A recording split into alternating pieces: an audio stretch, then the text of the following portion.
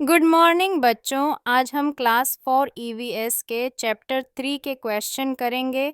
तो अब आपको पहले सही या गलत का निशान लगाइए वाले क्वेश्चन करेंगे। फर्स्ट क्वेश्चन है, आपका बीज को सूर्य की रोशनी की आवश्यकता होती है। गलत।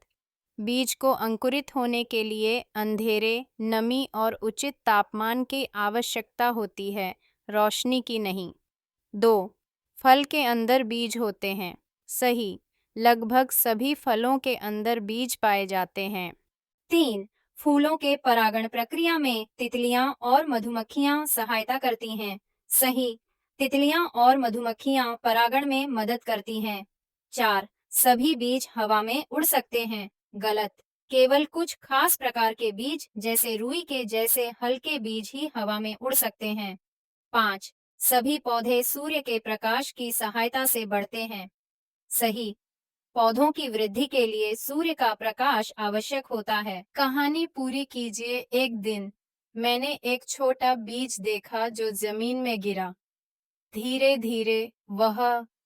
अब आपको कहानी पूरी कीजिए में आप यह लिख सकते हैं, एक दिन मैंने एक छोटा बीज देखा जो जमीन में गिरा। धीरे धीरे वह मिट्टी में समा गया। कुछ दिनों बाद बारिश हुई और बीज को नमी मिली। फिर एक दिन वह अंकुरित हो गया। कुछ ही हफ्तों में वह एक छोटा पौधा बन गया। रोजाना सूरज की रोशनी और पानी मिलने से वह धीरे धीरे बड़ा पेड़ बन गया। अब उसमें हरे पत्ते और फल भी लगते हैं। वह पेड़ पक्षियों के लिए आश्रय और हमें छाया देता है। फिर आप स्वयं कीजिए में अपना पौधा उगाओ।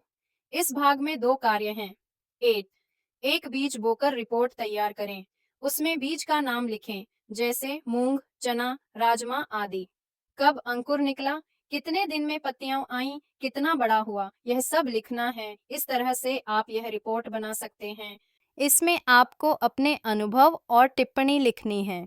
अब आगे आपको 2 बीज से पेड़ बनने की प्रक्रिया का चित्र बनाना है।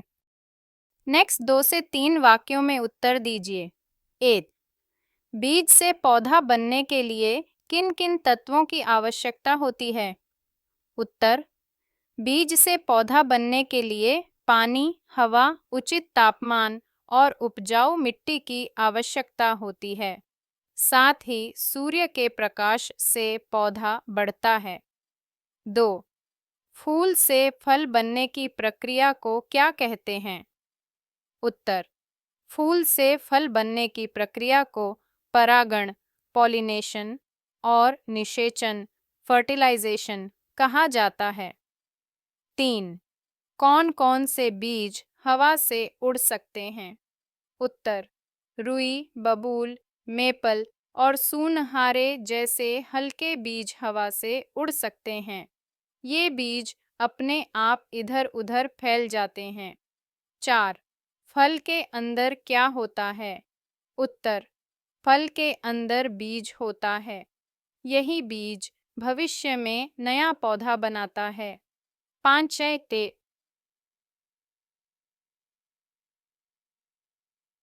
कौन कौन से जीव जंतु परागण में सहायता करते हैं? उत्तर: मधुमक्खियाँ, तितलियाँ, चींटियाँ और कुछ पक्षी परागण में सहायता करते हैं।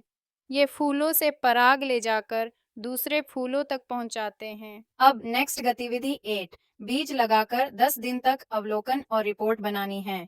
आप इस तरह रिपोर्ट बना सकते हैं। फिर आपको सेकंड गतिविधि में यदि मैं एक बीज होता पर निबंध लिखना है। आप इस तरह 8 से 10 लाइन लिख सकते हो। यह थे आपके आज के चैप्टर के क्वेश्चन।